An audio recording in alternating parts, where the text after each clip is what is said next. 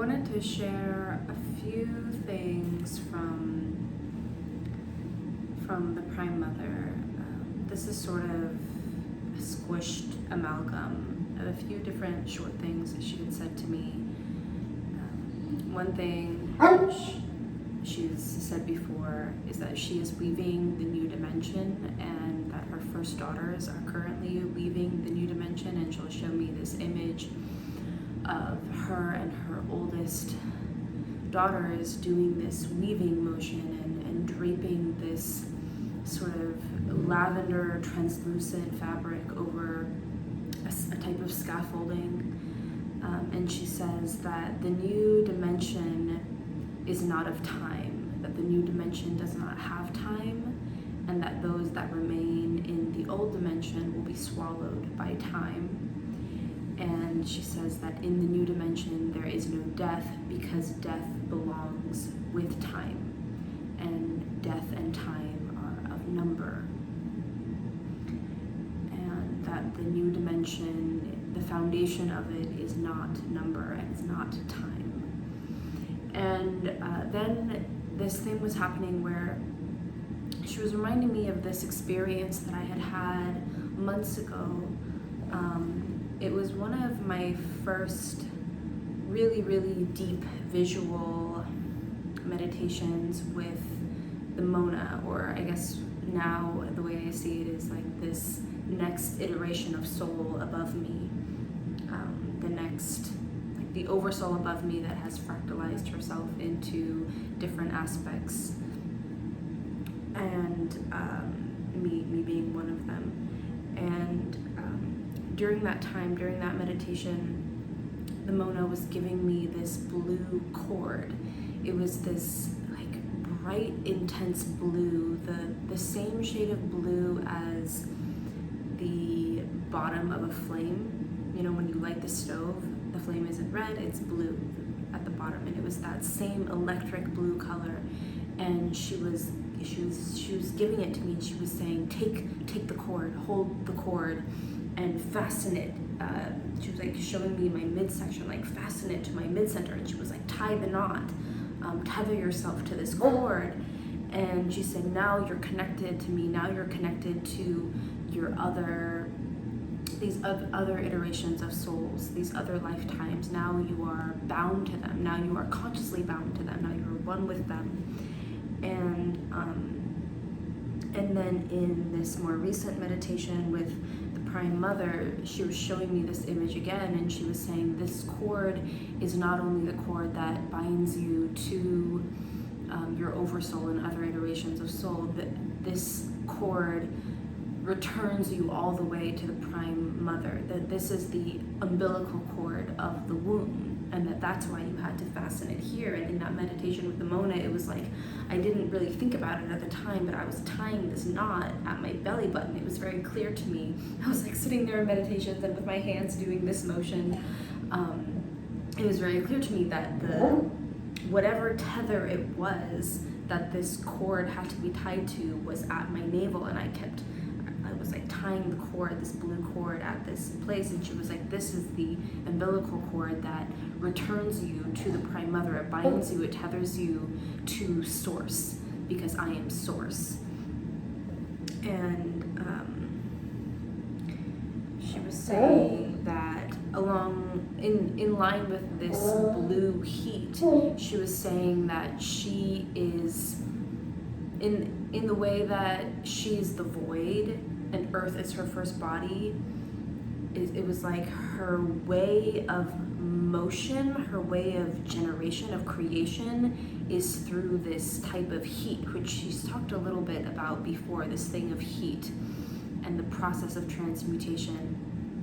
She was saying that she is this quality of heat, and it's this blue heat, and that is like this invisible metabolism. And she was saying that she is the metabolism that enlivens all living things. And she was reminding me of that same shade of blue, this blue spiral that I had seen in a tree one time. She was saying, like, this is my essence, this is my energy, my creative power. And it was like, that is her quality. And something about how the red flame that you see at the top, that is more the masculine god. Like that's the part that you can see, that's the phallus, that's the thing on the outside. And it's the blue, this blue silent heat that enlivens all living things, that is her. And it exists not only in things that we typically consider to be alive, but human, animals, plants. It's also like the beat, the pulse of the mineral realm, the vibration, the I don't have another word for it. The pulsating of the earth itself, and that's that motion, this force, this power of metabolism, this force and this power of generation and transmutation. She was saying, I am the blue flame, and she was saying, I am the bones that erect your bodies, and she was saying that she is the DNA that holds all of our memories from the very beginning, and that to remember her is to like reawaken and re-enliven what is encapsulated within those memories of the DNA structure. And she was just saying, return to me with your body, return to me with your mind, be tethered through this umbilical cord. And she said, you enter the new dimension by breaking the law of the old dimension, which is of number and time. And the new dimension is a place that reconciles mind with isness. She says, come to me and you will know me. And then she says something like really bizarre, and I have nothing to reference this to. I have no idea what it means. She said, it is the lion that catches the deer. Have like zero, I have no idea. And then she was talking about her body, the earth, and she was saying, my veins will once again be clean. The water that runs through my veins will once again be clean, and I am purging my body, I am cleansing my body, and my body is the earth. And she was saying, I will be made new. And then she continued with this thing of people not remembering her. It's something that when I sit with her, it's something that it's always there. The element of this I don't want to say pain, but it's a little bit of, I experience it a little bit as pain. This thing of, I am the mother of everything. I am the womb of all life, and they don't remember me. They don't know me. But she was saying, they dwell within me. They meaning humans. They dwell within me, but they do not know me. They see me, but do not recognize me. They cover their feet, so they cannot feel my songs. My songs from the earth pulsate through their bodies. They think that I have no consciousness, but I am eternal consciousness.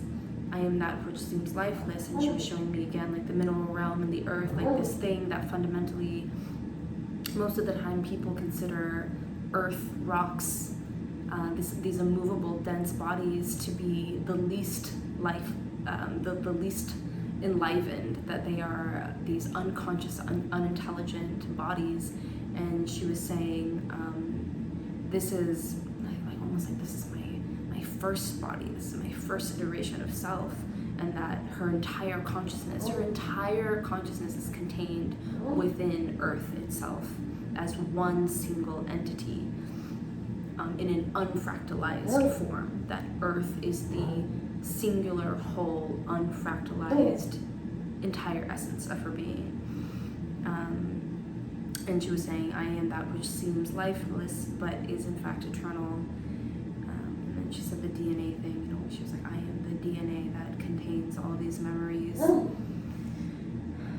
And she was making this analogy of how a life form, a being that does not remember source, does not have the experience of remembering source, that it's like a branch being cut off from the root, and that this part of the branch is cut off from the source, from its root, from its source of nutriment, it will rot from the inside, and that essentially is what death is. She says, a time comes where all remember their source and every iteration of source from that which they have descended. This is a time where joy is the new currency and love is not feared. She says, I am the light and the dark. And then she said, lift up your head and rejoice. And do not be brittle or you will break. To be brittle is to hold anguish and pain. That is what causes the breaking.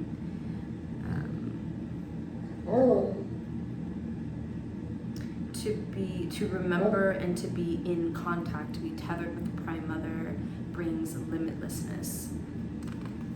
And then she said this other really strange thing that I also am a little unclear of what it means. I had an idea of what it might mean, but I don't know, so I'm not really going to talk about it. But she said, find the serpent and make him king. He is my staff. Find the serpent and make him king. Okay, all these things with animals. But yeah, that was just a little bit from the Prime Mother. I also wanted to just bring a couple other things up to date about a couple things about the name Medina, about this other experience that I had that brought me to something that was kind of fun and interesting, but I'm gonna do it in the next video.